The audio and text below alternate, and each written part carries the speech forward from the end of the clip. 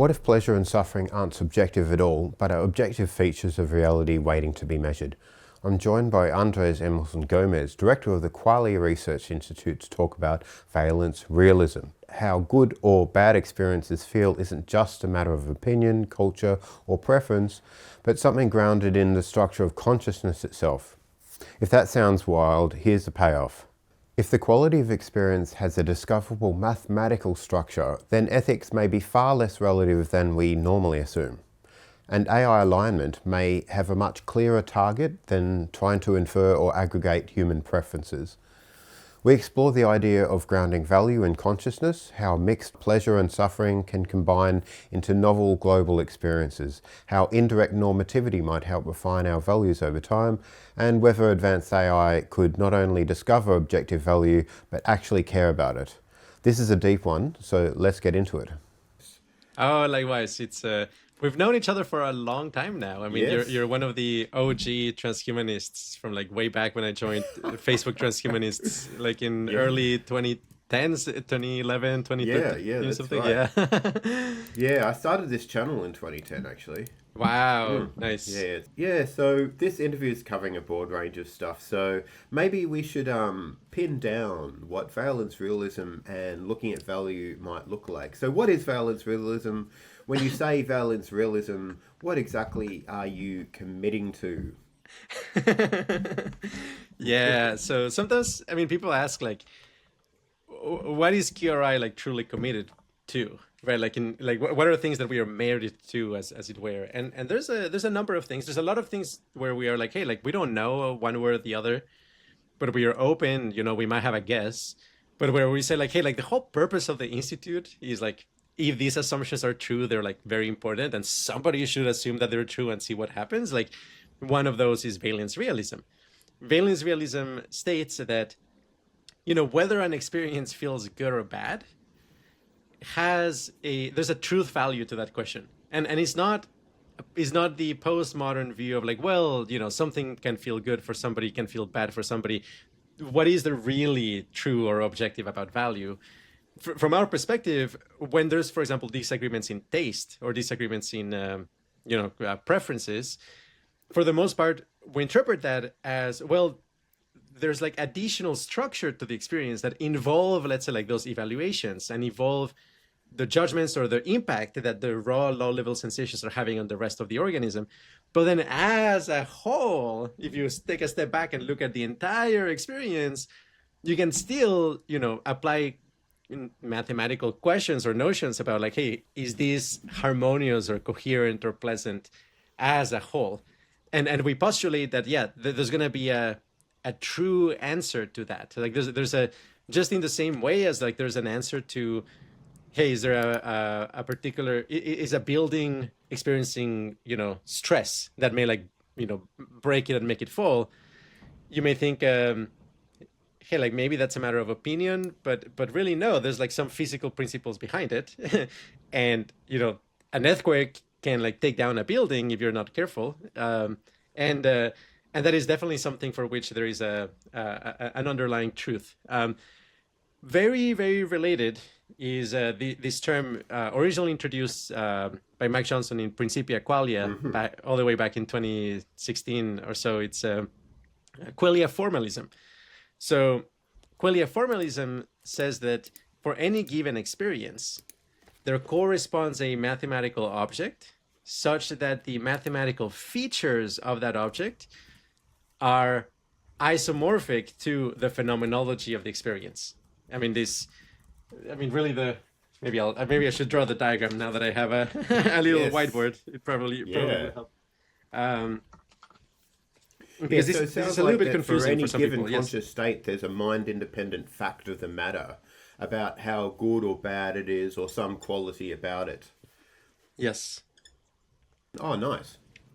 Just to clarify, so if you start with your experience, what we're saying is that a given experience has an associated mathematical object, and then that mathematical object has a formalism. There's like a way of translating into like mathematical symbols and shapes and structures, and then you can read this formalism to get the mathematical features, And what we're saying is that there is an isomorphism, or there's like a structural correspondence between the mathematical features of that object and the phenomenology of the experience. Yes. And so you do need kind of like this like indirect mapping, because it is not as simple as saying experience is made of math, or like, you know, the experience and mathematics are one and the same. It's a little bit more nuanced, and this is really kind of like how you might approach a physical system. I mean, like where like in physics you will say, hey, a physical object, there's ways of it corresponds to an abstract mathematical object, but then you still need to formalize that object, and then you've got to have the ways of like extracting information about that object, right? You have to read that object somehow, and then once you have the readout of that object, then you can make a correspondence between the behavior of that object and the features that you extracted from its formalism. And so you know, that's where you get to something like the concept of like, hey, like how much you know, like momentum is there in this physical system, or like how much you know, what is the stress in the electromagnetic field in this object, right? Like you do need to make kind of this translation. And of course, there's like a lot of open questions, you know, and when this was introduced originally, way back in the day, it really is kind of this like abstract concept saying like, hey, like there is a mathematical object that corresponds to experience, but there hadn't been like really, you know, detailed work into, okay, like which object might it be? You know, and the early in QRI, we were playing a lot with, for example, hey, can we use like graph theory, for example, as the underlying formalism? Can we use hypergraphs as the formalism? Can we use fields, as in physical fields, as the formalism, or fields, for example, equipped with differential equations? And so we've gone through like all of this journey of like, okay, what kind of mathematical object could, you know, experience be? We don't yet have the answer, but we do have enough models that produce interesting results that actually map onto phenomenology that we think like, okay, we're in the right track. And perhaps one of the most exciting one is what we posted very recently on the QRI YouTube channel, which is the tutorial for the Oscill editor. I don't know if you had a chance to see that yet. No. Okay. So it's essentially like a mini Photoshop that we created for psychedelic experiences. So it's kind of like, rather than using, you know, like levels or layers as you might use in Photoshop or like Adobe After Effects, you use like oscillators. So like the entire field is like covered with like pixel-sized oscillators, pretty much, that map onto like the structure of an image, including like the depth map and the edges in that image. And then the oscillators, the rules of coupling change a little bit depending on like whether it's an edge, whether it's there's depth in it. And in that way, you can actually, you know, if you take a picture of a face or something like that, it's not only that you can create these crazy psychedelic waves in the entire picture, it's also that the psychedelic waves travel through, you know, like the various edges and the shape and the depth of the image. So it's much more interesting than, let's say, like just like a filter. It's not just like, oh, we're adding a dynamic system on top of it. We're making it interact with the image. And that sort of structure, I mean, that particular structure is based on a concept called systems of coupled oscillators, which do correspond to like a graph theoretical formalism. But there's a little bit more structure there, because there's also like a coupling function for like how the oscillators want to be the same or different, something we call the coupling kernel. But there's an additional mathematical structure that has to do with fields of different dimensionality interfacing with each other. It's a little bit of a rabbit hole, and like, you know, talking deeply about the math is a whole lecture. But the gist of it, the very gist of it, I can describe it as follows, which is that your visual field, to a first approximation, is kind of a two-dimensional field. It's a little bit more, is like 2.5 dimensional. Some people describe it because it's 2D plus depth. But for most intents and purposes, the waves traveling in your visual field travel, you know, horizontally or vertically. Like essentially they're like traveling in a two-dimensional space or quasi two-dimensional space. Whereas the tactile sensations in your body inhabit a three-dimensional space. And so the resonant modes of your body are essentially three-dimensional by nature. They're kind of like what you get when you have like a solid cube and you hit it with a hammer and you kind of like listen to the vibrations of that cube. that produces very different types of vibrations than if you just have like a two-dimensional plate, because then, or even just a string. The string is the case where you just have like one-dimensional vibrations. One of the core ideas behind what we are working on is that a lot of the computation that consciousness is useful for precisely happens when you're interfacing fields that have different dimensionalities. In particular, the world simulation that we inhabit essentially has this very interesting feature that the objects that we interact with, they're synesthetic, right? Like any visual element in your visual field, in some sense, carries information about your tactile field as well, because it is telling you what would it feel like if you were to approach that object and touch it. Like implicitly, anything that we see and we associate a depth to it, we are, at least subconsciously, like representing it with tactile sensations as well. At least kind of like tactile sensations in potential, right? It's like, what would it feel like if these were to approach me or interact with? In other words, the objects around us are constraining action space, which is an embodied tactile sensation. This is especially very clear on like some DMT experiences, because if you hallucinate like a two-dimensional plane, for example, on DMT, you will also hallucinate a tactile sensation associated to it. And, one of the things that makes DMT kind of very compelling for a lot of people is that the objects that you see in the hallucinations, you can also feel them. So if you see, let's say, like a curtain in the DMT world, and you approach the curtain and you go through it, almost kind of if you're going through a membrane or a waterfall, you actually feel it in your body, and you see, and that really causes a sense of realism, right? Because a lot of realism are the senses in a state of coherence, right? Are they representing the same reality? And that is one of the ways in which we do reality checking, rather like a visual illusion is not real because when you go and touch it, what you see doesn't correspond to what you feel in your hands. Whereas on DMT, what's very unsettling is like, no, the hallucinations are both visual and tactile, and their correspondence is correct. Now, personally, I don't think that is evidence that these hallucinations are, real in a sense, that they're like mind independent.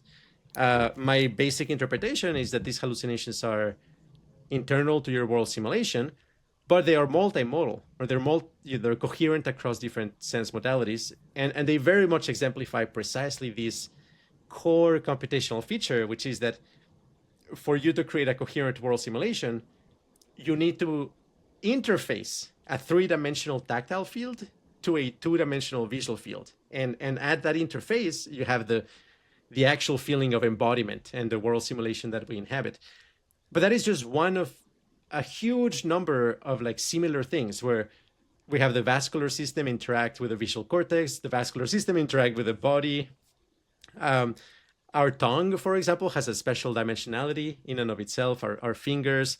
So all of those are fields with different dimensionalities that are trying to couple with fields of other dimensionalities in the body, and understanding the math of how that interacts is so far where we have gotten the most mileage in terms of being able to model, for example, like valence dynamics and things like, the crazy psychedelic visuals that actually look correct as opposed to just looking weird. Yeah. Anyway, rambling a lot. No, that sounds so interesting, man. Look, have you ever come into contact with Sumio Watanabe's singular learning theory? There's a company that's been, like, it's an interpretability company. So Sumio had created this singular learning theory sort of math. But then the developmental interpretability crowd within the, AI alignment scene thought that it was a good idea to apply that to interpretability research on large language models. So Jesse Hoogland's, Daniel Murfitt from Melbourne Uni, just around the corner, they've been sort of researching this. If you haven't heard of it, I was just wondering whether you've heard of it. I'm just could be taking notes. interesting. Yeah. I'm not sure, but there's some really interesting research there. But that's a rabbit hole in of itself. But you've said some philosophers comment on the phenomenon of value without actually looking at the phenomenon of value. So you've just described a mathematical model of interpreting valence. Yes. So that's what it would really look like methodologically, right? Yeah. I mean, this is a core piece of the puzzle. there's additional things I should mention. So once you have Qualia formalism and valence realism, then it follows what we might call valence structuralism, which is the idea that is not only that valence is real, there's an actual answer to whether an experience feels good or bad. It is also the case that that answer comes from a mathematical formula. That like if you have the mathematical object and you know how to read it, you should be able to say, hey, this person is having a bad time, or this person is having an awesome time, or a mixed time. Sometimes there's pleasure and pain mixed together. There's a lot of complexity here. Sometimes there's, like you may feel bad in the body, but good in the emotions, for example, and stuff like that. But that's not a problem for us. I mean, similar to like how sound, you can have like pleasant sounds that are high frequencies together with bad sounds that are low frequency. Yes, like audio can be like a mixed experience. That's not a problem. But you can still nonetheless compute, all things considered, just how much dissonance is there in this audio file. Right? Like you can nail down like something like that. And valence structuralism is still kind of agnostic about, okay, like which is the precise mathematical feature that will correspond to valence. It's just saying, hey, it's going to be a mathematical feature. Then further, introduced also as this high-level idea, not yet, at least at the time, worked out into any math, but it's okay, like a really great pointer was the concept of the symmetry theory of valence, introduced by Mike Johnson, in Principia Qualia, because there's lots of Mikes, I guess people. It's easy to confuse. I should be interviewing Mike in January or February again. Oh, that's cool. That's cool. With the symmetry theory of valence, the specific hypothesis, again, not super fleshed out, at least at the time, is like that the mathematical feature that corresponds to valence is how symmetrical the object is. Which, at the time, it really was kind of like an intuition pump. He's like, okay, like, yes, it generally is the case that like more symmetrical art is more pleasant. There is a sense in which you can describe audio that is consonant in terms of symmetry over time versus audio that is dissonant. You can describe it as asymmetrical over time. Actually, maybe I could explain that very briefly because this is a kind of a confusing thing. So if you play like a nice chord in the piano and then you look at the waveform, usually most of the sounds or pure frequencies that you will find in this context, you will notice that they are like at integer ratios of each other. So if you have like 100 hertz, you may have 200 hertz as well. If you have like 300 hertz, you may have like 600 hertz.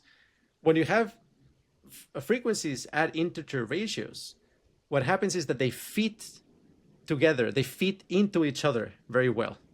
So if you have like a 100 hertz oscillation, a 200 hertz oscillation will slot right in.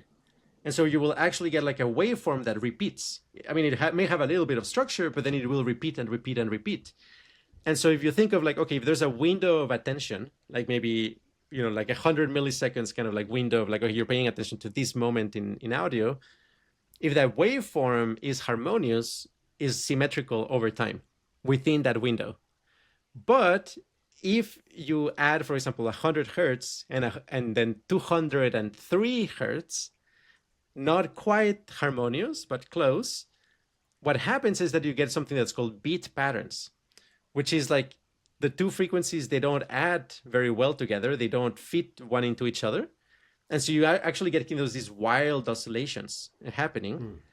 And at least within a window of attention where if you pay attention to only, let's say like 100 millisecond window, within that window, those oscillations are asymmetric and they break the pattern. There's kind of like, maybe there's like a bigger oscillation towards the end than in the beginning. And here's the thing, because if you have really deep concentration, you're like in a deep jhana, or like you're into absorption or on LSD and like having a great time, dissonant sounds are not that bad.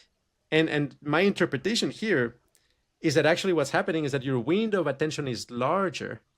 And so you can actually fit a larger section of that non-repeating pattern. And at a large enough scale, it actually does repeat. You actually do get the beat patterns to repeat.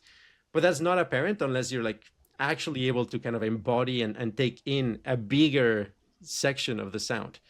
In other words, something that is unpleasant when you have a low window of attention can actually become pleasant if you have like a very wide window of attention, when you can actually see the symmetries that are there. It's just that usually they don't fit in a normal, how narrow our attention tends to be. And then with objects, I mean, like when you have like various physical objects, for example, you can compute their resonant modes. There's lots of ways of doing this methodologically, empirically, mathematically. But I mean, the core idea is that there's ways in which an object can vibrate in such a way that the waves inside it fit an integer number of times in that object. Mm-hmm. Now, with strings that are one-dimensional objects, the vibrations by default are harmonious, because a string can vibrate like this, or it can vibrate like this. And essentially, if it vibrates like this, that this is like twice the frequency of like all of the string vibrating. And so when you're vibrating strings by default is very nice, because all of the vibrations it has tend to be at integer ratios of each other.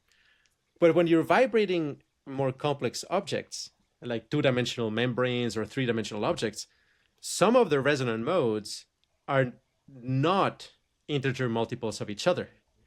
And that actually makes the sound be unpleasant, and it causes these beat patterns, which actually add stress to the object. Maybe a very classic example is like tubular bells. I don't know if you've heard like tubular bells. Yes, of course. Yeah. They're actually an inharmonic instrument, because they're this weird shape. It's very hard to actually play harmonic music on it, because just the frequencies that it plays, they're just not in integer ratios of each other. So tuning it is just so difficult, and producing music for it is a technical challenge. It's always impressive when somebody uses them in a good way. But it's exactly the same with the Mike Oldfield did. Yes, exactly. It's fantastic. So when you think of like the physical embodiment of yourself, you have your vascular system, you have your visual cortex, you have your tactile cortex, somatosensory cortex. Each of those has a set of vibrations, and many of those, even their own intrinsic vibrations may be in this weird non-integer multiple ratio of each other. And as a consequence, not all of the ways in which you vibrate are pleasant. Or, I mean, most of the ways you vibrate are actually not pleasant with each other. You need some intelligent learning function that can decide and tune which vibratory modes are experienced simultaneously. And actually in this view, like these very pleasant, blissful experiences tend to be where you have very clean resonant modes that come from different systems and are actually in coherence with each other, which is really kind of like solving a Rubik's Cube. I mean, it's not easy to find these combinations of resonant modes of, embodied systems that actually fit so well, because it's a combinatorial explosion. There's just it's kind of like, asking an orchestra to play random sounds, right? Like most of the random sounds that an orchestra playing together will play sounds really bad. But if you know the score sheet, right? Like you can play Beethoven's Ninth Symphony and it's incredible, but you just need the coordination. You need to know what you're doing. In this interpretation too, essentially, like if you take DMT or something like that, you're kind of like hitting all of the instruments at once. And like all of the instruments are producing lots of vibrations simultaneously. And of course, the first few times that you experience it tends to be very, very chaotic and very unpredictable, and a lot of crazy dissonances appear. But, if you have like a long-term practice, especially combined with meditation and other techniques, you can tune into resonant modes of different subsystems within DMT that are they fit well together very well. And but that requires patience and meditation, equanimity, loving kindness, and doesn't always work. And sometimes it still backfires, and it's an extreme sport. It's not something I would recommend to grandma to do. but the point is like, yeah, like as far as I have been able to experience, and this is like really a very, very general observation, I have yet to find a counterexample to the idea that deep down, symmetry is the underlying feature that matters. So like every experience of pleasure or pain that I've experienced or seen in others, there is a way of interpreting it without, in my opinion, without overfitting or like without like projecting too much into it, where it is actually the symmetry, the thing that it has the explanatory power. So, you know, when I first heard of the symmetry theory of valence, I was like very skeptical. I mean, I was intrigued and I thought like, hey, this is very interesting, if big, if true.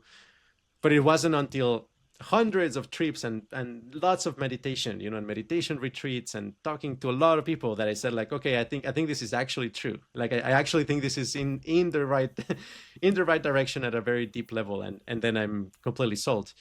A very quick note though, which is that QRI's core commitment, you know, I would say is like is Qualia formalism and valence realism. A symmetry theory of valence, I would think of it as like a very powerful leading hypothesis that seems to be directionally right, but you know, QRI is not fundamentally committed to it. You know, if the symmetry theory of valence is false, you know, everything we're doing is still very valuable for other reasons. Absolutely, yeah. And then the other wrinkle here is that QRI is also fundamentally committed to developing the science and technology for the well-being of all sentient beings, right? Like, and that's actually very important because you could imagine a QRI like. This is the ought, yes. Sorry. So this is the ought. Yes. We've been like talking about valence realism. It's meant to be like this is descriptive. It's you know, it sounds very much like in some way like Railton's naturalistic realism. There's something in the world that supervenes on the physical. It's exactly the same configuration, except that it's, you know, has moral value. But it's or you know, maybe there's another thing. There's something like completely separate from other configurations which have sort of a value there, but I'm not sure. Yeah, it reminds me a little bit of some of the thrust of what Sharon Hewitt-Rowlett discusses in her thesis, The Feeling of Value. So yeah. So what you've been discussing up until now is very much the descriptive version of what value or what valence is. But now you're getting to the commitments that QRI has, and this is more like the ought. Exactly, because it's a deep rabbit hole. Let me lay out some of the key points. So first of all, you could imagine a consciousness research institute like QRI, or like kind of like in that similar space. That is just a money-making business, right? Like it's like, okay, awesome. We're gonna study consciousness. We're gonna find what causes like amazing experiences, and then we're gonna monetize it, and we're just gonna get wealthy and gain power, right? And that is not QRI, right? Like QRI is like, no, we're doing this for the well-being of all sentient beings. You don't seem like money grabbing sort of businessman in a suit with a briefcase, hurling it around, attacking people, and yes, you're not that kind. No. The other failure mode could be we're trying to improve consciousness, but only for humans. That's another failure mode, right? Like where somebody might say, yes, we care about suffering, we care about well-being, but the domain that we care about is humans, and we're not gonna talk about non-human animals or the suffering in factory farms and things like that, because maybe that is not actionable, that is not part of the super organism that we're gonna create, or that's gonna get solved on its own. From my perspective, a core commitment of QRI is like, no, this is for all sentient beings. This is team consciousness. This is like the idea that there's a fundamental veil that separates human consciousness from the consciousness of other organisms, and that for some reason the human consciousness matters infinitely more. That I tend to think of it as like a core delusion of like a representational failure of like failing to really grasp the nature of consciousness. And pragmatically, I do think that the biggest bang for the buck that QRI can do in the short to medium term is definitely focusing on human suffering and human well-being. That said, a theory of consciousness that is like so comprehensive, where you can actually read off the valence of an organism, will also, I think, like revolutionize even, for example, how we approach animal welfare. Right? Is like there's key questions like, okay, like cows in factory farms, for example, like how much are they actually suffering? Like, and what type of suffering do they have? There's probably a lot of suffering that they don't verbalize, right? That there's no behavioral expression, but like maybe actually is the thing that matters the most. Like, for example, like restlessness, right? Like restlessness is extremely unpleasant when you have like very high levels of it. I wouldn't be surprised if the qualia of restlessness turns out to be the biggest problem with factory farms, right? Like maybe even more so than physical pain or social isolation. Potentially just the restlessness is just actually the thing that is the worst. And you can only really arrive at that sort of like analysis if you have, a general mathematical theory of consciousness you can point at any system. So the behavioral aspects of an animal, just trapped in a cage without the ability to turn around, for instance, pigs, right? They can't actually express their restlessness in a very convincing way, especially to humans. So, we can't just interpret whether they're suffering from just an outside behavioral view. It'd be advantageous to have this sort of inner view, this inside view, this sort of operational understanding of what's really going on with their feelings and hence their valence. Yeah, exactly. There is this very Hansonian, from Robin Hanson. Maybe this is a bit of a brief aside, but I love Robin Hanson. He doesn't. I don't think he really grasps consciousness. I think he has like some introspection deficits, to be honest. But he's a lovely guy and super smart. But I love his institutional analysis and things like that, where like he might say something like, the metrics that get looked at are really only metrics where somebody's paid to look at them, or where you can signal to others your benevolence by looking at those metrics, right? And so there's like a lot of things that are invisible because nobody's getting paid to look at them, or like nobody's gaining status from looking at them. And that is one of the things that happens if you're a for-profit company, or if you're too anthropocentric. You really need kind of this commitment to say like, no, we care about the fundamental truth of consciousness, even if it makes us unpopular, even if we can't make money with this. Like somebody has to be looking at this directly.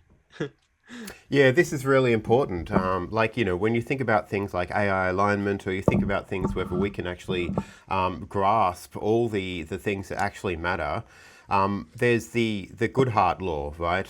When the metric becomes the measure, or something like that. When the metric becomes the important thing, it no longer becomes a good metric. So yes, if we're optimizing on just proxies of what we believe to be the value, what ostensibly might be the value, then that can lead to very weird and dangerous circumstances. And we might be missing out on a lot because there's selection effects on what we can see and what we can sort of interpret, from the outside only. Yes, so I certainly agree that it's a problem that needs to be considered. So we shouldn't just be focusing on proxy values, we should be focusing on the actual intrinsic values. Would you say that's correct? Yeah, 100%. There's so much to say here. But, there's so much to unpack there. Yeah, I wonder. I'll mention one thing, and then maybe I'll lead you, let you steer this, because otherwise I'll just ramble forever. But one very specific thing I will mention is that the specific thing I'll mention is that sometimes I get asked something like okay, like, but how are you gonna get money? How are you gonna be sustainable, and so on? And Quora actually does have like some significant IP and like algorithms that we have developed that are actually, I think, are cutting edge and like actually way ahead of the literature and the industry. And we're going to be building technology scheduled to have like technology to launch by Q3 of next year. If everything goes right, we'll be able to. So, and I'm not going to talk about like the details there, because all of that is a big team effort and it's very complex and a lot of stuff. But yeah, to reassure that, this is not just idle speculation. There's some specific concrete technological deliveries that we have in our roadmap. We're gonna make that happen. However, it is a little bit, I think, kind of like misguided to specifically ask something like, okay, but how are you going to interface with the current economy or current academia? Because it's like, okay, if I'm explaining like all of these, deep insights and deep models, and people really get it, it's sort of like, okay, like, haven't you been listening? It's kind of like there's clearly this is so impactful on so many levels that go beyond just making a startup, that asking like, okay, how are you going to monetize this is just really missing the point entirely. He's like, no, some of the things we're doing here are actually like civilisational level relevant. And he's like, okay, maybe actually talking to companies is not even really, I mean, of course we have to interface with them, but like it's really more about something like at the level of helping, for example, the World Health Organization, like have like better metrics and helping like world governments, like, be able to kind of like quantify the benefit of different interventions, or improving, among many other things, how you evaluate whether an antidepressant works or not. For example, like the consequences of the things that we're working on really go so much deeper than like having a product. They test the very foundation of how, like, for example, econometric optimization is currently done. So it's I'm talking at a very different level than I guess like a lot of people might actually intuitively believe. But it's really important. I'm really looking forward to something closer to gross domestic happiness rather than gross domestic productivity, or or maybe even a Cure holodeck. Come on, one of these days you got to make one of those. If you do, I'll be a test subject. Right? So why should, now we're talking about like the ought side of things from if we were talking in moral terms or philosophical sort of value terms, there's the is and the ought. So we've bridged to the ought in some way, but why do you think let's just say we built superintelligence and we didn't quite align it completely, right? Why would superintelligence care about valence utilitarianism or, valence realism, or maximizing the symmetry rather than, say, nihilism and maximizing paperclips? Is there, a natural attraction to these ideas, do you think? There is, but it's not obvious. And I'm all for like unpacking this, and this is probably really one of the highest value things of this conversation is going to be like really unpacking this complexity. I'll start with the following, which is in 2017 I put out an article called "Consciousness versus Pure Replicators," which lays an important kind of like lens or ethical foundation behind, justifies a lot of the ways in which we approach philosophy and ethics. The main idea is that the big plot in the universe, the big story is like, what is the big story in the universe?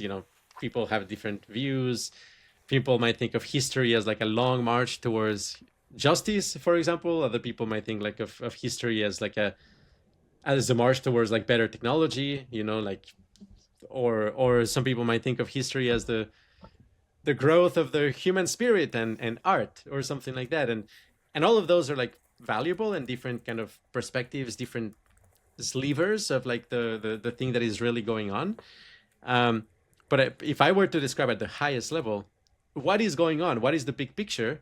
I would say it's an eternal battle between consciousness and pure replicators. So what I mean by this is, evolution is in some sense the thing that it's trying to maximize, at least genetically speaking, is inclusive fitness, right? It's like every gene in you, to a first approximation, and there's a lot of complexities here, and Richard Dawkins doesn't have the full view, and etc. But to a good directional, or good first approximation, genes inside us are trying to maximize the copies in them.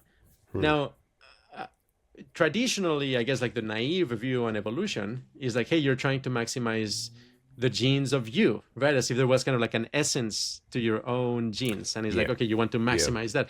But not really, right? Because people will run into buildings to save, several of their siblings or family members, even if they are putting themselves at great risk.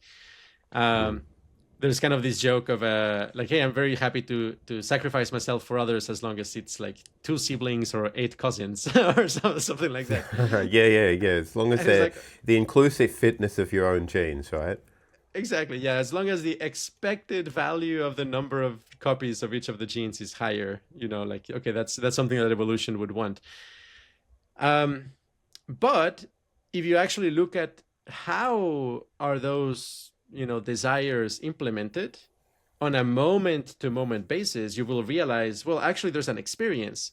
Like you, at a very deep fundamental level, you are these experiences that you're having. Like that, and the experiences is where the moral value, both negative and positive, is to be found. Is not in the genes per se. I mean, the genes, like, what are they? They're like a recipe for systems that make copies and generate experiences, right? And the reason we have experiences, I mean, at least from a causal perspective, in this story, I mean, there might be other layers to this, but like, the first approximation is that having a conscious experience turns out to be useful for the replication of these genes. That evolution recruited moments of experience because they're useful for something along the pipeline of replication. I would argue, the Spandrel hypothesis, right? Have you heard of that? Sounds very much like what you're talking about now. Yeah. Yes. Very similar. So you can think of it as like the brain is an experience machine, where the thing that you truly are the experiences being spawned by the brain. And the experiences that are actually helpful for the organism and evolved through evolution is that those experiences that feel very convinced that what they are is a person.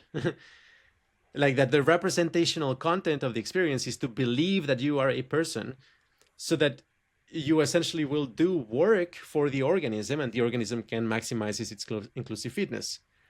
However, you can actually kind of wake up out of these representational content and you can realize, hey, hold on a second, like really what I am is the consciousness, is the experience. I am just being shaped in such a way that I'm going to be as useful as possible for replicating genes, but that's not really what I am. And then if you kind of like dig deeper, you may actually conclude something very crazy. You may conclude that, okay, actually, at a very deep level, I am the universe. Like at a very deep level, each experience is kind of like a facet of the multiverse or the quantum foam or like, everything that is. And that is our deep identity. Like our deep identity is consciousness itself, or like the witness of consciousness, as it were. All of this has to be unpacked, but I trust a lot of people will say like, okay, yes, I know what you're talking about. And you're not any given experience, you're kind of the abstract self that has experiences, right? So in Buddhism, they will be very, very clear on the idea that like, well, anything in your experience, any specific feature of your experience is not you, right? Like if you think like, oh, I am my body because I can feel my body. It's like, really? I mean, you can have an experience without your body. You can hallucinate or have an out-of-body experience where you just have a visual field or audio sensations without tactile sensations. You can even have like experiences where there's only space and there's no other qualia attached to it. When you have an experience like that, it becomes pretty clear that the thing that you thought that you were, this kind of like vibe of being the specific person you are, is just one note in the symphony of possible consciousnesses. And like that really your deeper identity is more along the lines of like, hey, you're the universe experiencing itself, so to speak. So when you wake up to that reality, you realize, oh my God, I'm actually kind of enmeshed in this matrix-like simulation that the organism is creating in order to get me to do work for the maximization of those genes. Now, I'm not saying you shouldn't have kids. I'm not saying you shouldn't, pursue the replication of your genes, because clearly those genes, if you're having these thoughts and you're realizing you're the universe, is like clearly those genes are creating the conditions where this realization can happen, and that makes them actually allies in some sense to the team consciousness or to the benefit of consciousness. However, I would say to not let the illusion drive your long-term civilizational choices, because Right. like really the problem though is like it is very much the case. There's people who for whatever reason, whether it's environmental, genetic, or combination, most likely, they don't wake up. I mean, they basically believe that they're a person, and they basically believe that maximizing their genes is the thing that matters, but without realizing why, without realizing, oh, this is because they generate experiences machines, and the experiences are the things that are actually valuable. And you can very much see that if you are totally wrapped up in this illusion, the long-term prospects are actually not that good. I mean, if you continue to believe that, hey, you are fundamentally your own personhood, your own genes, you will probably deprioritize the well-being of other sentient beings, and you will maybe just want to, I mean, at the limit, you have kind of these crazy scenarios where you have a planet where everybody's your clone. For example, a billionaire could end up killing everybody and just replace the entire world with clones. I mean, and the thing is, this, what gets to replicate, what gets to be the apex replicator, as it were, doesn't have to be aligned with value. It really, there's many, I think, kind of these corner cases where the thing that ends up having the most power and becoming what Nick Bostrom coined as the singleton. A singleton is a system that is able to essentially control its own selection pressures and prevent kind of any ecosystem to ever arise where those selection pressures could lead to something that may topple it, right? That may be able to remove its power. And so a singleton might be a really resilient kind of replicator over time. Of course, what we should be aiming towards is hey, can we find a singleton that is aligned with the values of consciousness itself? That is, yeah. Absolutely, yeah.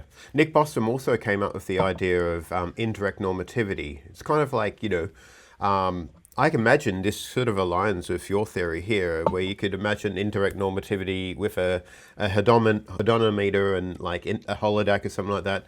So for those who are unfamiliar with indirect normativity, it's the subject of chapter 13 of Nick Bostrom's famous book, Superintelligence. Instead of hard coding morality, we should build systems whose job it is to figure out what we would want, or what the universe would want, if we were smarter, more informed, less biased, more moral perhaps, and had a lot more time to think about things. Now imagine we upgrade the general indirect normativity scheme with the idea of valence realism.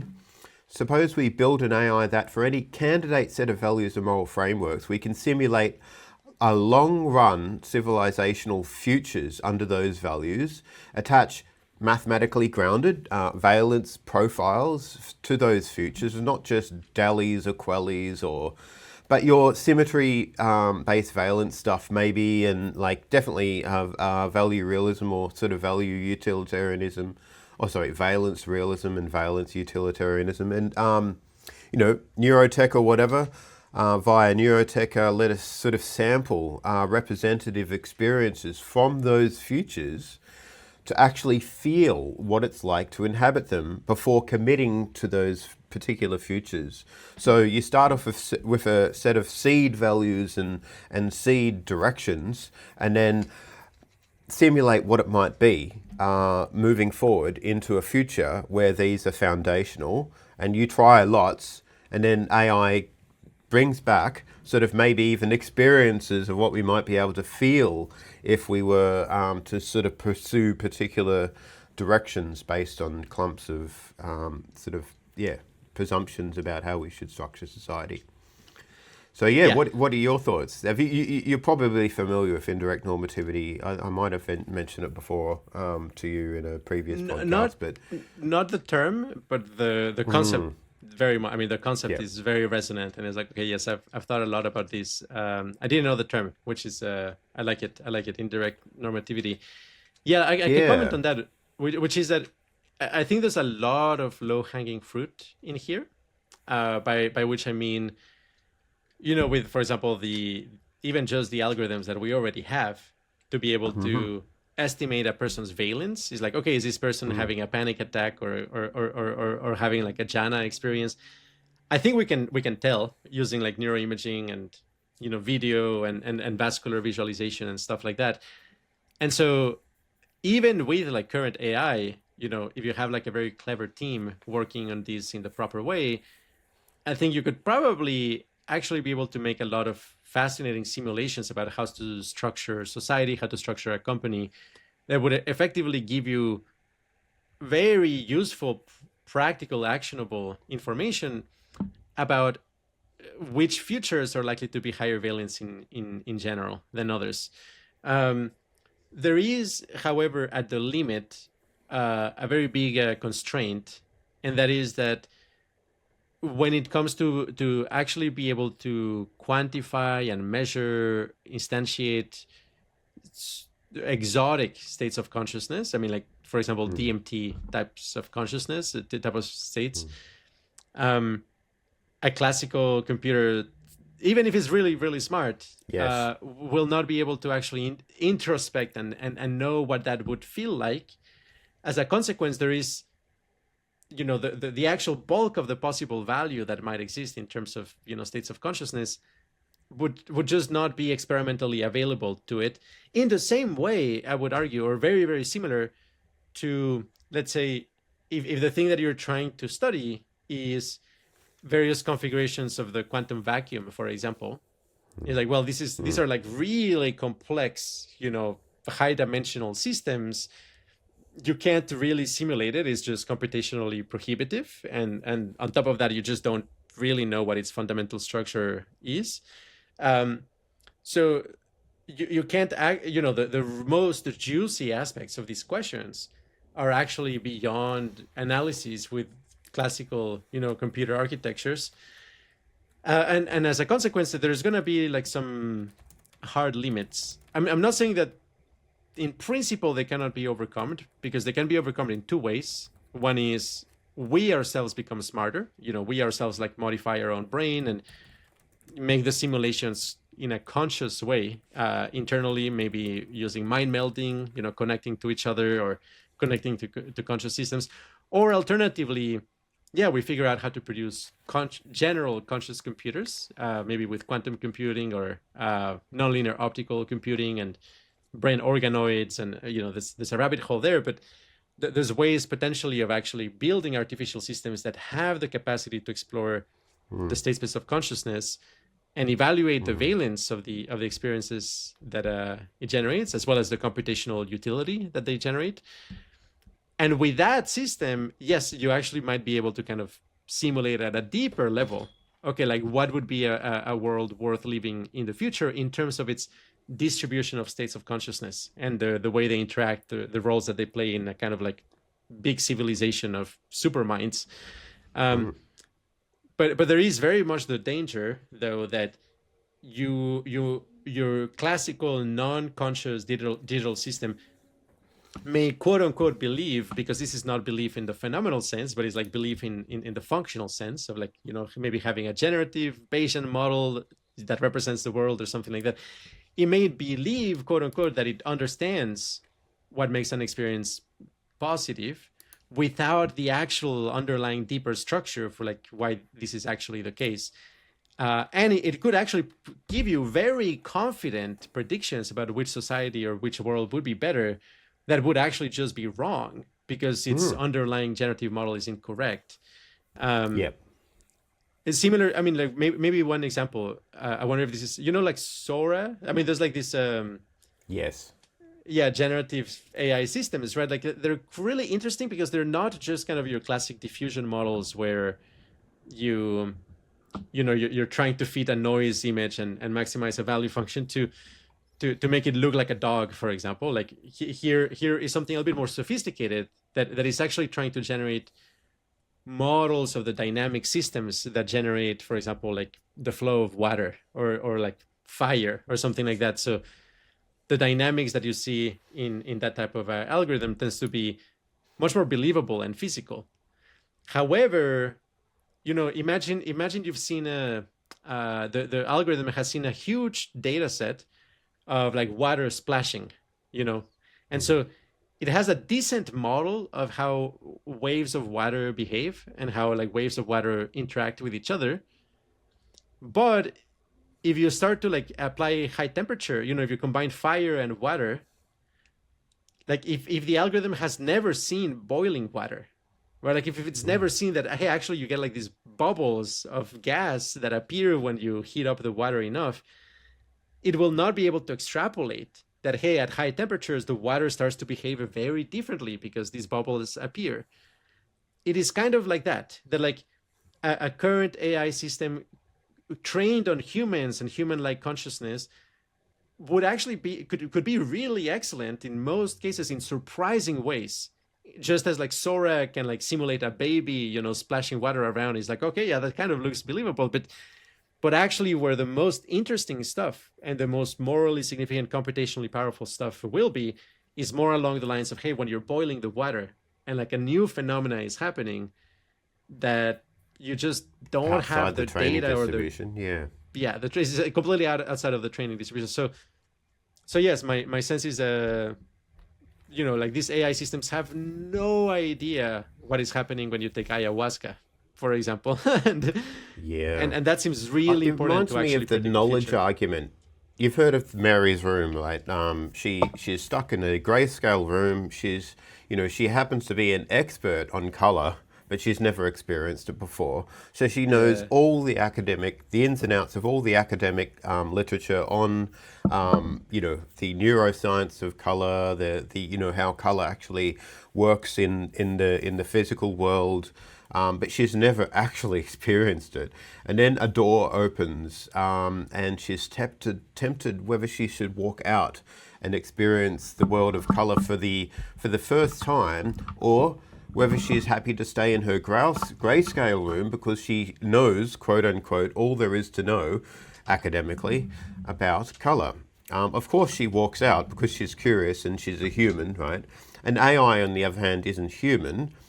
If an AI understood that there was, in the literature, it says that there's something about Qualia which is special, which is interesting. There's something about the computation of it that might not be available to just classical computation.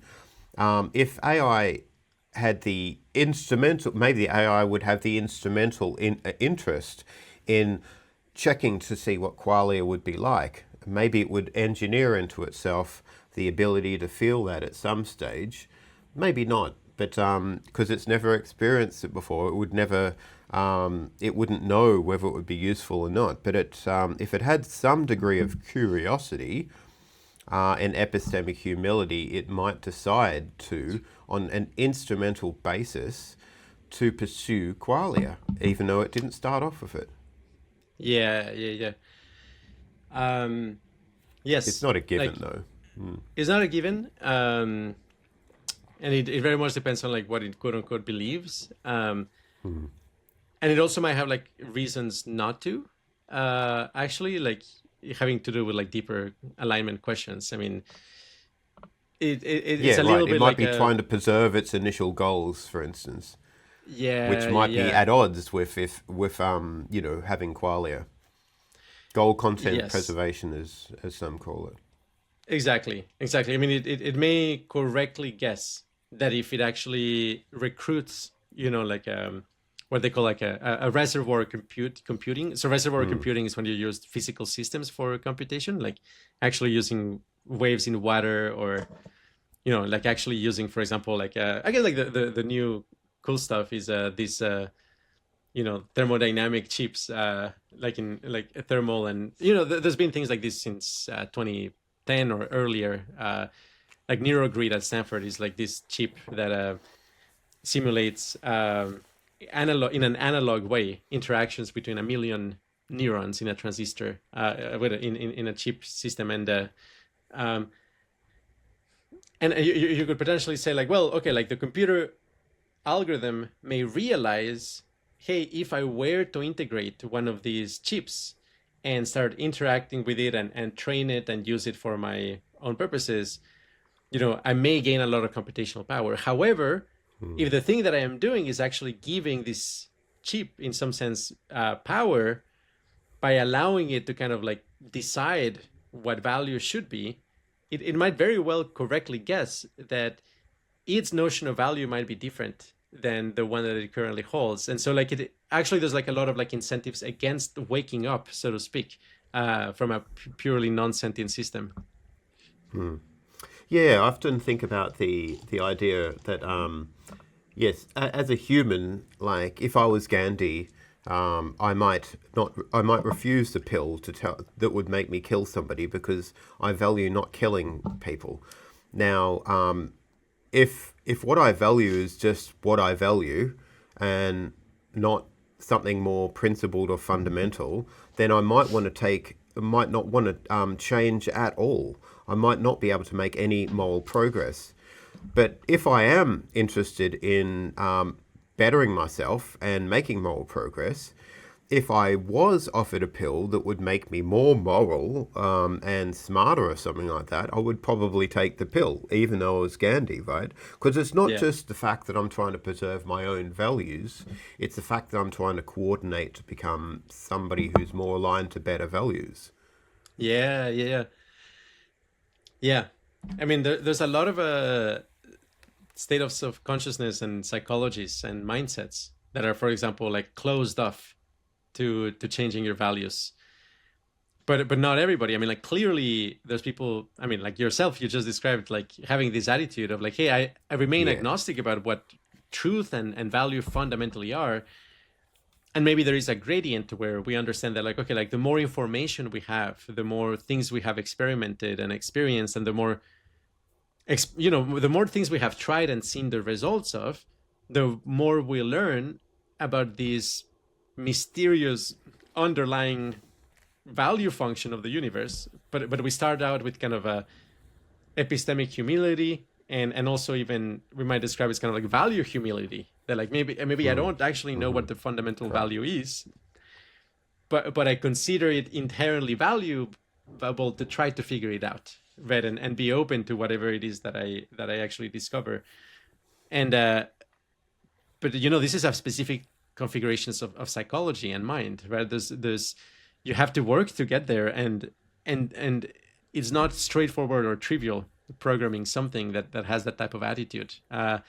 In fact, I think like the default is for it not to have that attitude at all. Like it's the default is much more kind of the closed-minded version where you think, no, like I already know that what fundamentally matters is helping my own family succeed and getting into heaven after I die, right? Like there's a lot of people who that's just what they believe, and it's gonna take a lot of work and honesty and confronting with internal contradictions to like ever realize that there's anything more than that.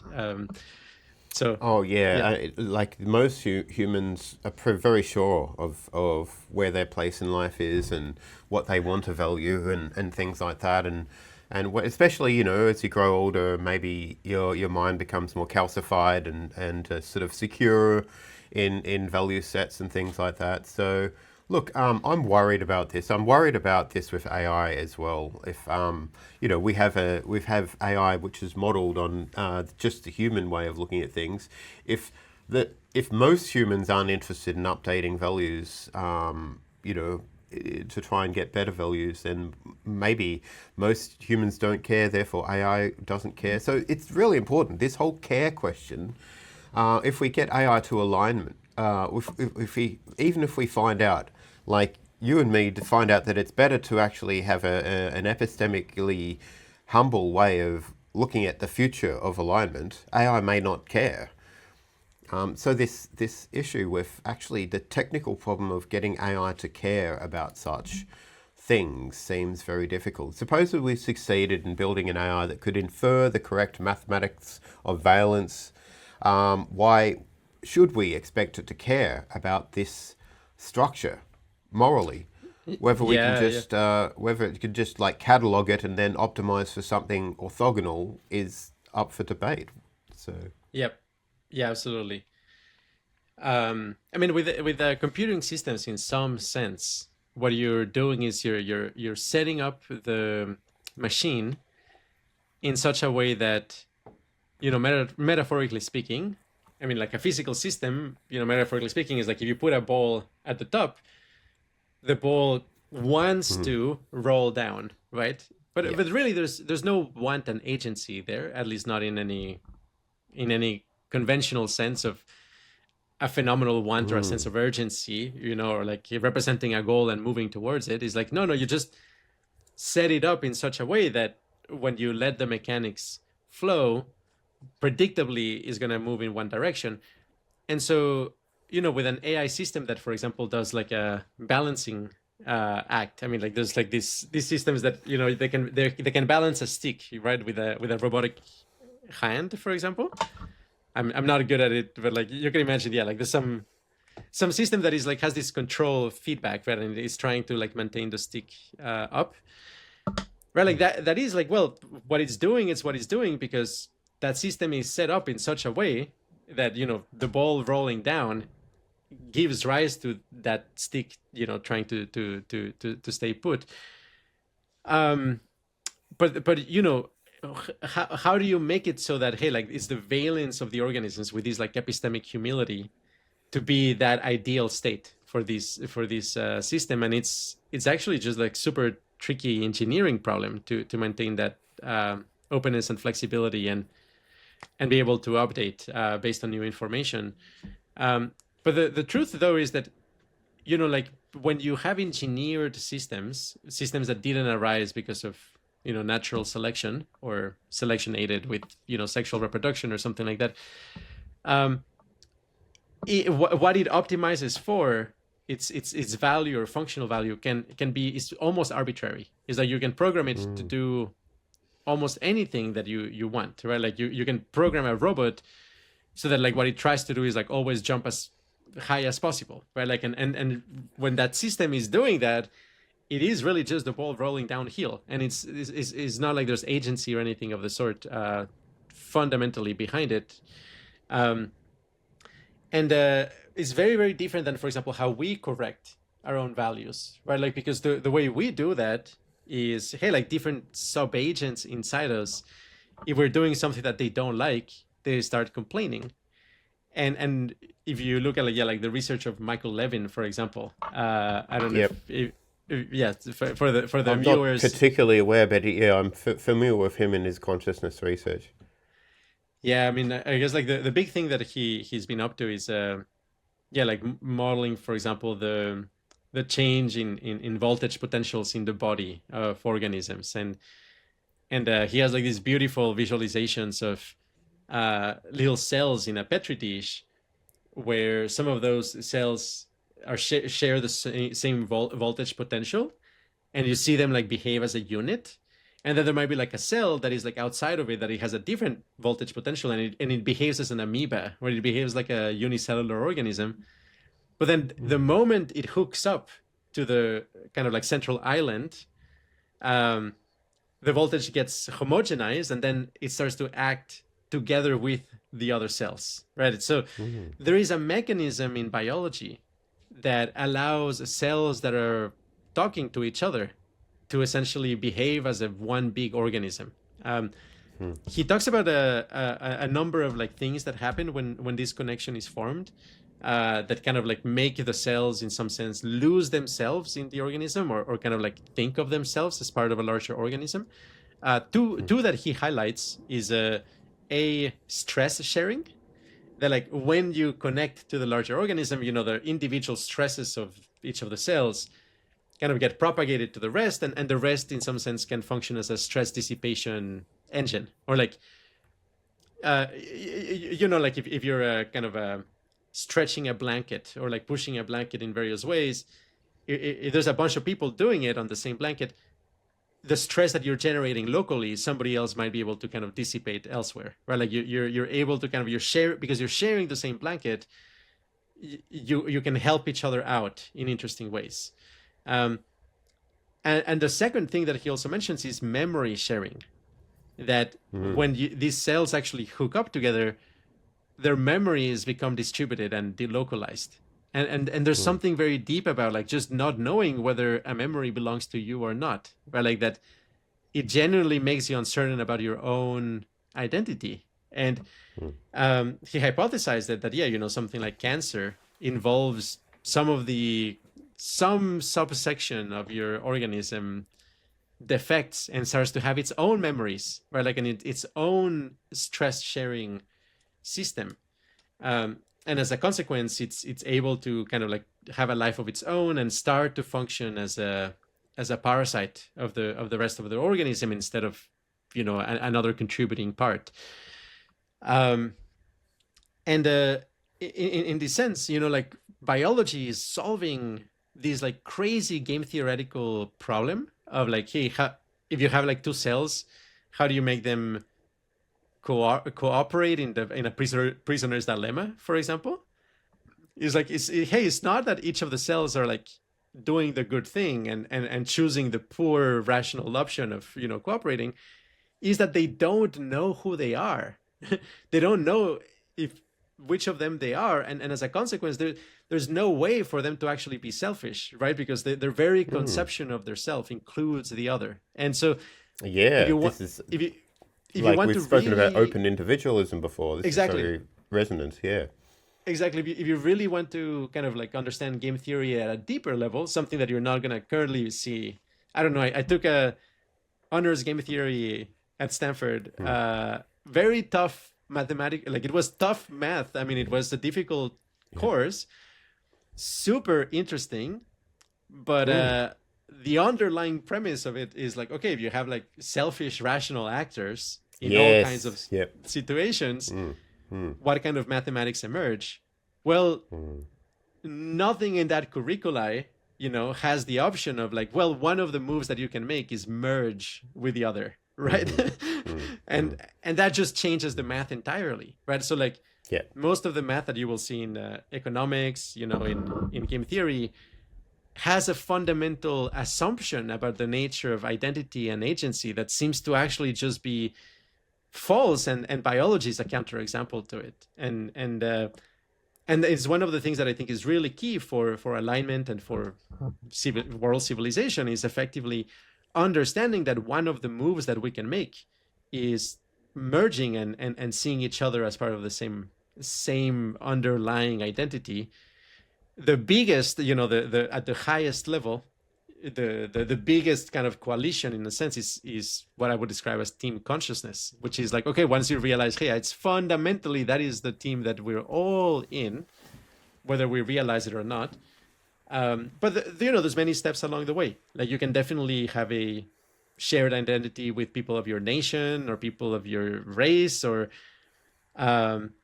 humans, right? I mean, again, like Kiorai and myself, we are committed to saying like, let's go all the way. Like it really is team consciousness. It really is consciousness the thing that matters. Let's not just stop at humans. Doesn't mean that I don't prioritize humans. Doesn't mean that I don't care about humans. But it means that I do think like the big story is not just about humans. That we're one note in a very big symphony, so to speak. Yes, that's fascinating. And I think very similar along your lines there. So we've looked at the danger of locking in parochial conceptions of the self, genes, our personal memories, our own culture, our national identity, and then trying to reshape the universe around these sorts of things. Imagine an AI did that. It would be terrible. So yes, but now, and then we've spoken about like, the idea of a more open understanding of consciousness. The open individualism stuff comes to mind. But there's also, there seems to be some value at least that, having agents that are persons. So do you think that is there some weight in your framework to consider the person-affecting view. I think Path that came up with this sort of way of looking at things. But Yeah. How would you counterbalance if you do favour person-affecting views with the open individualism view? Yeah, very, very deep question. So here's what I will say. If you look back to 2015, 2016, Qualia computing writings of back in the day, you will see that, mostly my rhetoric actually back in the day was the sense of personhood and identity of a person is an illusion. Like that, the sense that we are an individual over time, and that we matter as individuals is fundamentally confused. Like really, there's only two live candidates, which is that we're a moment of experience, and each moment of experience is its own entity, or we're all one consciousness. And like in both cases, the human story is just kind of an interesting, convenient fiction that evolution created for inclusive fitness maximization. That said, I've kind of like come around to some extent to something more nuanced, which I actually like to call the Goldilocks zone of oneness. I mean, Goldilocks being this notion that with oneness, there's two faces to this, and this is why it's a little bit nuanced, because this is both a practical thing. This is like a practical way of thinking that is good, I think, for mental health and good for coordinating. But it's also an ontological claim, and that is like a deeper thing. On the practical note, what I will say is that if you become a really hardcore believer in, let's say, empty individualism or open individualism or closed individualism for that matter, each of these different views have their benefits, but also their dark sides. Like, truly believing that we're all one at a fundamental level tends to actually cause kind of this like weird, profound sense of cosmic loneliness. It's actually kind of like a bad trip type of state of consciousness, and it's common. It's actually common. Like people on LSD, for example, they realize, oh, we're all one. Oh shit, I'm alone. Okay, I just created this universe to pretend that I'm not alone, and it's a very distressing state of consciousness. I've experienced it a number of times, and I was really shocked and almost traumatized by it, honestly.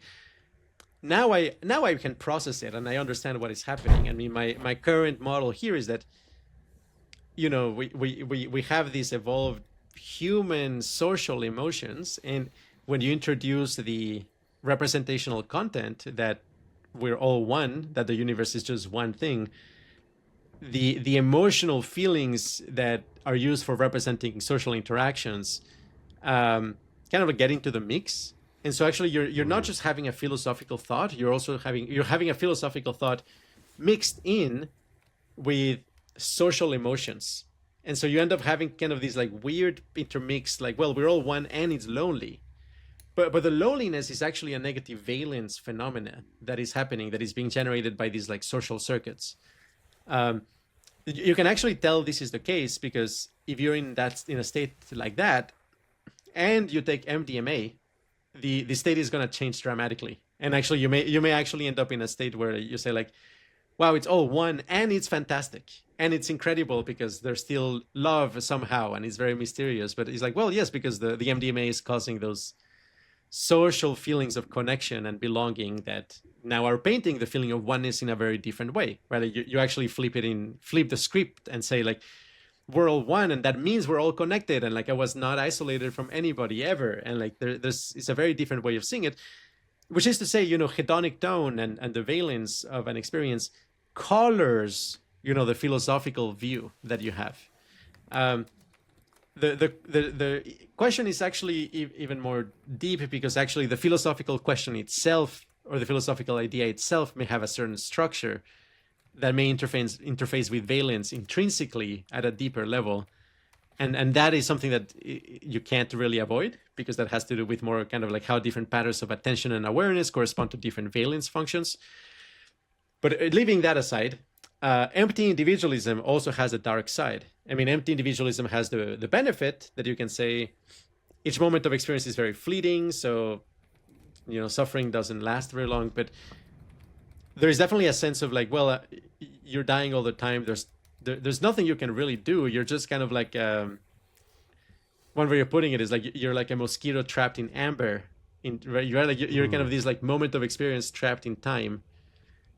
You're not even a person. You're just this snapshot, and there is some ways of thinking of that are very unpleasant. You're kind of like, oh, you're just like a moment of experience trapped in the multiverse, and you don't have any agency or say. Like all of that is illusory.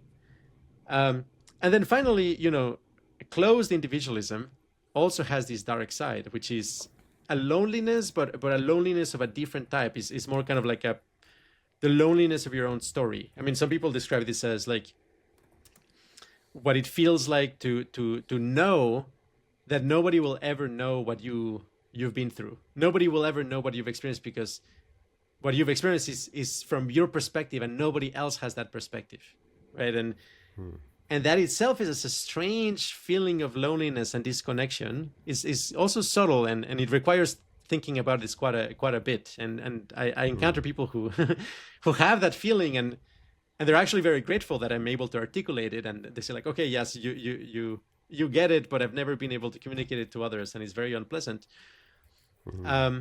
Now, again, like all of these, the way I'm framing it is these are philosophical views that then get hooked up to different kind of evaluation functions that are evolved, and it makes us feel bad about the nature of reality, so to speak. Well, reality is what it is, right? Like how you perceive it, is not going to change it, right? So like either we're all one or we're moments of experience, whatever it is, the truth already is, right? Like, so we might as well just accept it because we're already bearing that reality, right? Like we're already in that reality. That's not going to change. Our acceptance of it is not going to change it. But if you go really deep on this question of like, are we all one or are we separate? Are we different moments of experience? I would actually argue that like the truth is actually a weird in-between. And the in-betweenness quality is not optional. It's not removable. And there's a fundamental undecidability feature of this. And that is that even within your own experience, I mean, if you just look at your visual field, and you ask the question, is like, are the different components of my visual field part of the same experience or not? Even that is a very tricky question, because the moment you pay attention to anything in your visual field, you, in a sense, you're not paying attention to the other part in your visual field. And there's the question of like, are you ever really integrating information in your visual field, or are you really just kind of like flickering from one point to another? And when you notice a feature of your experience, who is noticing it? Is it the other side of the experience that is the witness, or is it just coloring the information content of you focusing on that other feature of your experience? I mean, let's say there's like a blue speck and a red speck in your visual field. When you pay attention to the blue speck, and for a split second you become really absorbed into the blue speck, it's like, did the red speck disappear? There's a little bit of kind of the when you open the fridge and the light is always on, where like there's a little bit of that phenomenon. Is like you wonder, is the light always on, or is it only on when I look? And I think like if you go very deep in this type of inquiry, you will realize that it's actually intrinsic to the nature of experience and the unity of experience to have this undecidability, where the very nature of the experience is that it doesn't know whether it's unified or whether it's a bunch of pixels.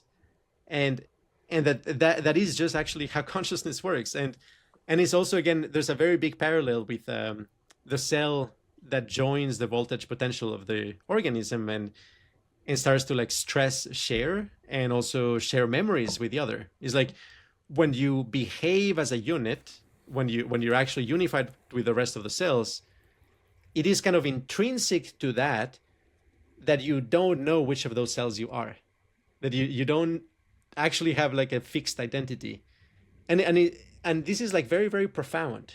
Like it really, I think it is very deeply the case that whether we're all one or whether we're snapshots of experience or human beings is undecidable, and that undecidability itself is part of the nature of the ontology of it. That like it is actually this weird quantum superposition of different ontologies, and now I think like once you develop that much deeper insight, and again it's very difficult to put into words, but I'm pretty sure there's something very profound here that opens a completely new avenue for understanding like alignment and ethics, because you realize that actually one of the key ingredients for alignment is this radical uncertainty about identity. That is not even that you can say, hey, we're all God and let's make God as happy as possible, because you can't ever even know if it is true that we're all God. Like it is actually a fundamentally undecidable question. And so you have to act under this premise that on some level you are snapshots of an experience, on some level you are everybody, and on some level you are just yourself as a human.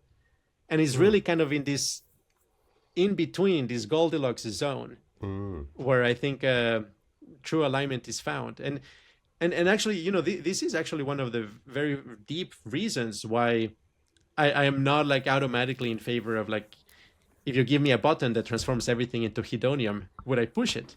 Right? Because I actually think for a bunch of reasons, you know, organisms that are already existing, you should probably care about their welfare and care about them as organisms. And that is important actually for coordination, you know, acausal trade as well. There's a bunch of reasons, precautionary principle. I wouldn't want to exterminate all of us just to transform us into a wave of pleasure, just because that's what we truly are, right? Like I'm not hardcore utilitarian in that sense. I am very open to, for example, transforming a dead planet into hedonium. I think like that's maybe a great idea potentially, although we still have to figure out actually what the planet is truly experiencing to begin with, and whether there's any unified consciousness. And there's big questions we have to really address. But what I mean to say is that, yeah, I think the Goldilocks zone of oneness is not only, I think, like probably true in a deep fundamental level, and also good for your mental health to actually maintain this flexibility and openness of ontology. I actually think it's a core component of figuring out alignment in the proper way. Yeah, man, I'm totally in agreement. I think that we really should try and build AI to align with sort of an inbuilt sort of epistemic humility about, openness, whether we're all part of the same universe or whether we're individuals or whether, there's something to closed individualism. Yeah, I think it's really important that we avoid maximization behavior in AI, from the outset. And, another one is the, insatiability, egoistic insatiability is another thing that I'm concerned about. Yeah, so, there's a lot of things. And I think, if we can get AI on the side of, researching some of the things that you're researching, getting it to be epistemically humble, help us to understand the basic raw building blocks of how the universe really works, what's real. If it helps, then that would be amazing. So, look, you've often written about psychedelic practices and debiasing our moral and our epistemic intuitions, our ontological intuitions about valence and identity. To what extent do you think these psychedelic practices can be useful rather than just scrambling them? Do you think certain practices push towards a more accurate moral or just belief system in general, including the moral belief system, or just towards aesthetic preferences? Yeah. I mean, fantastic question. If you talk to like very advanced meditators and advanced Buddhist practitioners, they will tend to say something along the lines of, hey, like psychedelic experiences are interesting, but mostly fireworks. Like don't make sure to not avoid the real work of, meditating and following the Dharma and opening it up to that. Like that's the real deal. After like really engaging deeply with these rhetoric and practices, I actually would tend to say like, yeah, they're actually really onto something. And it is the case that in general, like having a powerful LSD experience is actually directionally right. Like it tends to make people more interested in consciousness, more interested in open individualism, more they understand better valence realism and valence structuralism after a psychedelic trip, because they have actually seen the shape of their experience change and have seen how non-ordinary harmonic or dissonant configurations feel good and bad, correspondingly. But there's some deeper learnings that really, I think, like only happened with really kind of like a committed life's, like a life trajectory where you're really trying to figure out how to harmonize with yourself and the world at a very, very deep level that is not just, okay, let's blast off and see what happens. That said, I'm not maybe as extreme as they might be in some cases. I talked to some Buddhists who say like, yeah, just every drug is bad and like just never, you should never take anything. My retort is like, well, it's not like in the time of the Buddha, they actually had like a DMT vape pen to experiment with, and definitely no 5-MeO DMT, which has like no history of human use.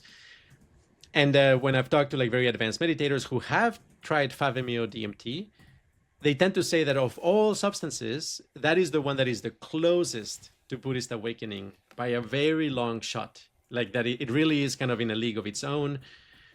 Having tried a lot of different substances myself in legal contexts, like for example in Mexico psychedelic retreats or Canada retreats, I have like very extensive experience with DMT and with 5-MeO DMT and psilocybin, ayahuasca.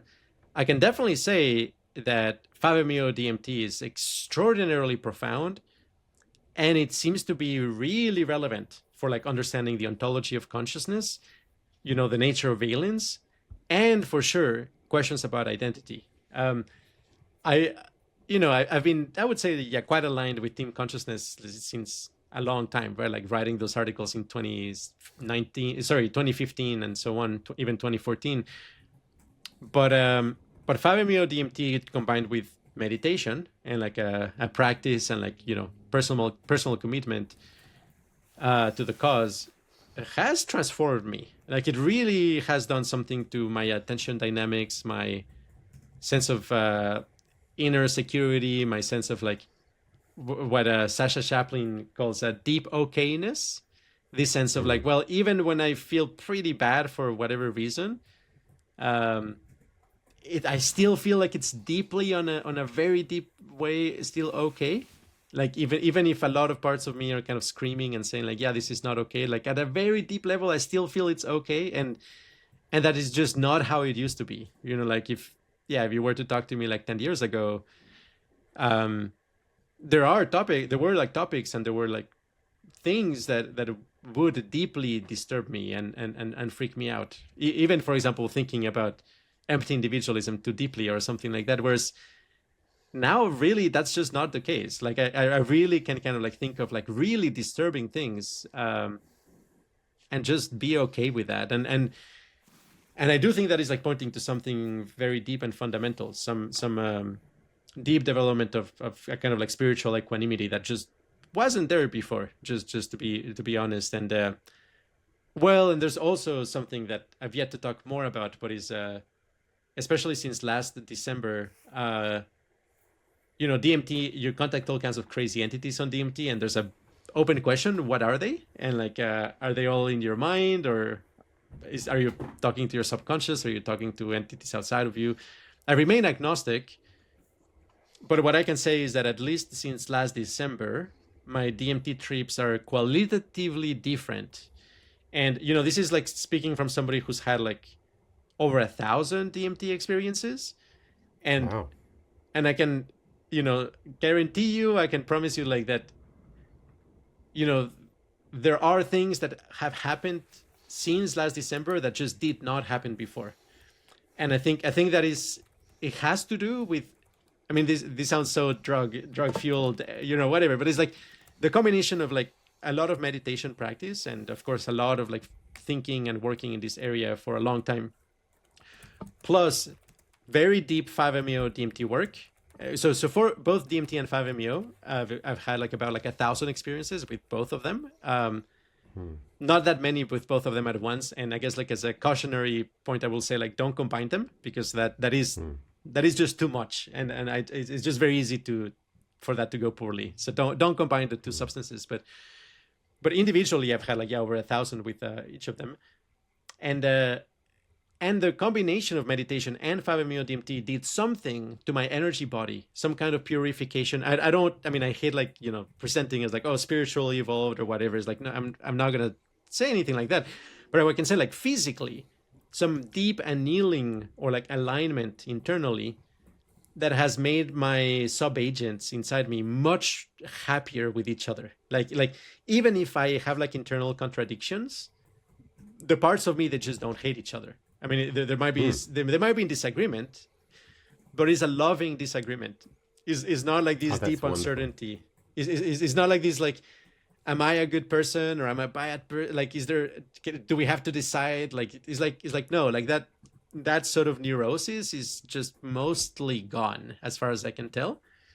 And a lot of things that Buddhists will talk about as kind of a, the sense of, you don't have like a self-agency. Instead, you feel more like the universe is just acting on its own, and stuff like that is like, I can 100% say yes, that has happened to me. I'm to me, quote unquote. This is like 100% in the direction that I've been moving.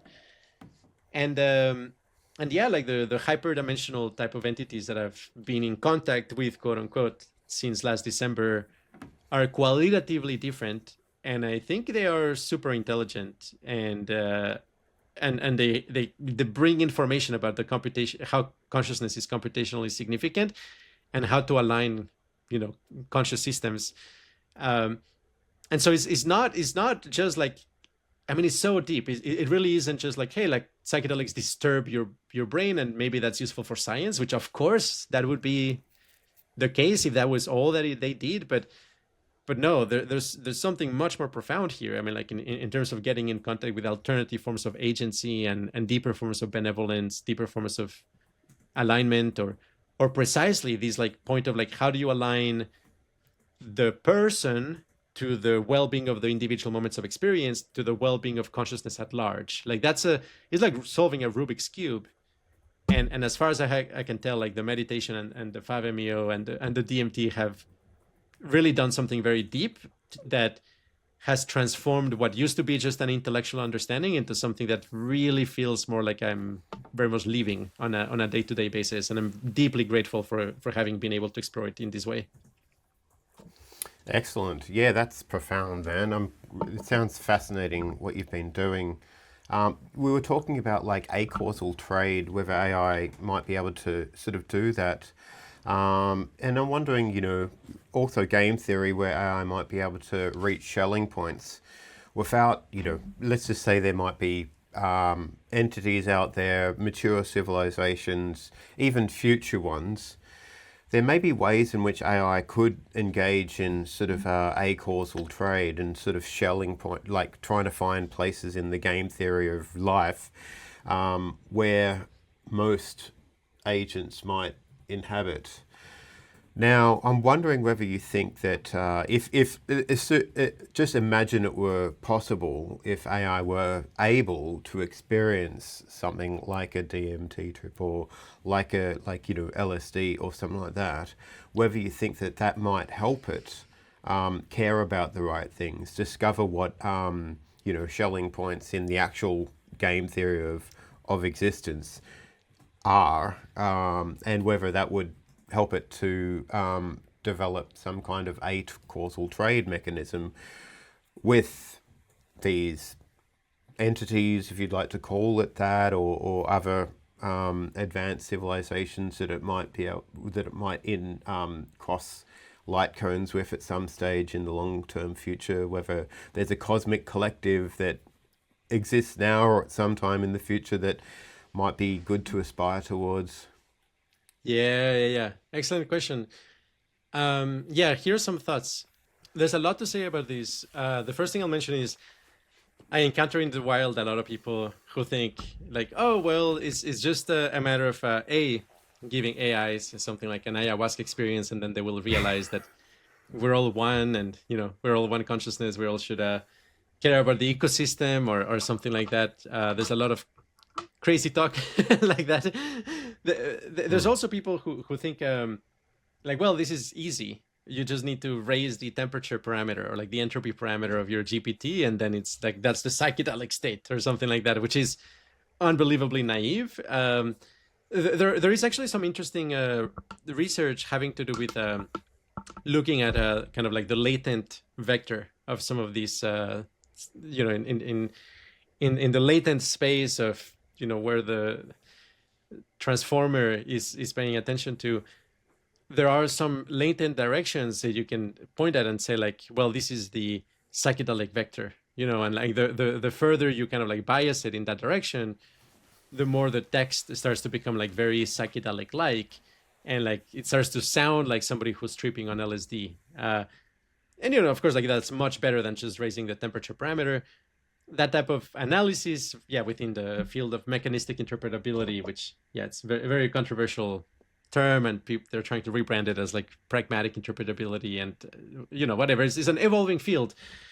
The thing is that that type of like latent variable is very important for alignment for a lot of people, because they argue, for example, there is a latent variable that corresponds to truthfulness, right, or helpfulness, right? Like you can go in there and like put the truthfulness vector all the way down, and it's going to start actually saying things that the system, quote unquote, knows is false, right? Like the system can lie, and you can bias the system to, quote unquote, tell the truth.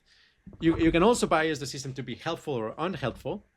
And so having like really clean, training data from people who are like honest, for example, and who are self-honest, and people who want to tell the truth and have good epistemics and so on, allows you to find these like underlying vector and then like maximize it. And then, okay, your system is by default telling the truth, trying to be nice, trying to be useful, and maybe trying to be more psychedelic, The problem though is that, hey, like the training data that this is using is coming from text and humans. Is not phenomenology, right? It's not trying to predict what is the next token of experience. It's just trying to predict what's the next token of text, and there's a lot of levels of interaction in between. And then the other thing too is that the hardware itself just doesn't have access to consciousness and doesn't have access to qualia, and so there's things that it just can't introspect on. However, I do think that one of the pieces of one of the arguments that people in the AI space will make is that, well, the best way to actually predict the next item in a complex dynamic system is to actually internally kind of swallow that system and simulate it, and have like an internal state that is actually tracking those dynamics. So people like Ilya Sutskever would argue that if you have a really good text prediction engine, implicitly somewhere in there, you will actually have like a really good experience prediction engine, because part of predicting text involves predicting the next experience. And I'm actually quite sympathetic to that. Like I do suspect that, the really high dimensional models like, GPT-5, and so on, most likely they actually are tracking features of experience of people just in order to predict the next text token, which is mind-boggling. But I think it is the case. At the very least, is something that I'm pretty sure they're tracking, at least implicitly, is what is the attention dynamics, for example, of the person that is producing the text. Like, is the person like really focused? Do they have kind of like laser-like attention, or they have like diffuse attention, or is their attention kind of like flickering and in a state of ADHD? Where like they need to be able to represent those latent states to be able to predict what the next word is going to be. But you could go much deeper than this and actually have like a more explicit model inbuilt into the learning architecture, such that like you're not just letting kind of this internal experience arise naturally. You could actually build as part of the pipeline something that looks like a human experience, meaning actually have like a hard-coded firmware where the visual field, for example, and the tactile field and the audio sensations and the thoughts and the attentional patterns are kind of modeling a mini world simulation that maybe, is not going to have the full qualia. It will not have the non-locality. It's not going to have like some of the crazy DMT dynamics, but it may have like some of the core things, such as, are you focused? Are you tired? Are you awake? What is your level of animosity, for example? Are you feeling generous or not? And these features, if you can explicitly represent them, then if you have the system actually identify with it, kind of have the voice of I am the system, as sometimes happens when you talk in second person with these systems, you could actually using something like the dynamics that we have identified at QRI, like the particular wave patterns for DMT and the particular wave patterns for 5-MeO DMT, you could artificially induce those wave dynamics in that mini world simulation and actually give it something that is phenomenologically much closer to a DMT experience than anything that it could possibly do right now, just because it doesn't have that latent structure explicitly, and it doesn't have like a way of actually inducing in the direction of a specific substance. And if you had a system like this, you could actually simulate something like, okay, let's give it MDMA and then let's give it LSD and see what happens,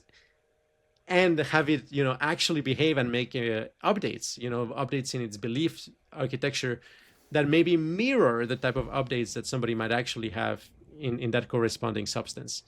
And that I actually do think it is very promising, and I do think it is very worthwhile. But it would be quite an expensive thing to try, just because of the computational, the compute behind an experiment like this is very substantial, as it turns out. But if I was Ilya Sutskever and I had like all of these, many millions of dollars to burn on compute, this is the sort of experiment that I would actually be doing. I wouldn't just be building the next GPT. It would be, no, actually let's inbuild like artificial phenomenology here. Yeah. But with the intention of essentially using that for alignment and being able to like identify like what is the actual kind of like empathy vector or compassion vector, and find a sweet spot in there. So that would be, in a lot of words, my answer.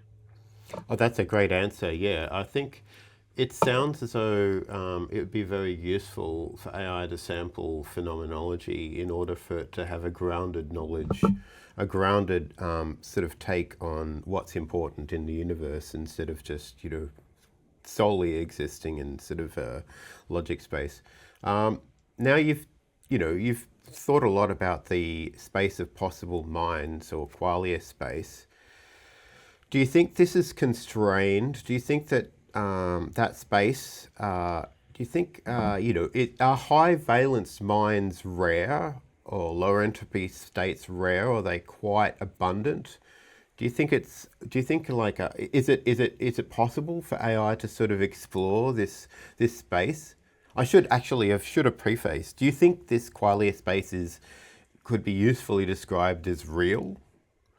Right. And if so, is that something that AI can have traction on in exploring? And would it be useful to do so? Yeah. I mean, the answer is yes. I don't think it is that useful with the current architectures, mostly because one of the things that very high valence states of consciousness have typically is that they are very efficient in terms of energy, right? Because like when you have like a very high levels of coherence and consonance in the body, for very deep mathematical reasons, you can actually move a representation around in a way that doesn't dissipate much energy. I mean, this is connected to like Noether's theorem in physics, that if you have like an underlying geometric symmetry, that entails preserved quantities. And in terms of like representations, if you have like a very annealed, smooth field in your body, you can move around an internal representation or sensation over here and push it elsewhere in the body without the shape changing and dissipating along the way. Whereas if you're in a bad state of consciousness with a lot of like energy blockages, so to speak, in your body, the representations can't travel very well in your body because you don't have these like regular substrate under which translations actually function. and in that sense, like high valence to a biological organism like us is actually good from a computational standpoint in general. Like it actually makes the computations more efficient, and also is one of the reasons why the organism tries to be constantly in a high valence state, is because it is a more efficient configuration. So if you kind of like make a simulation in a computer of these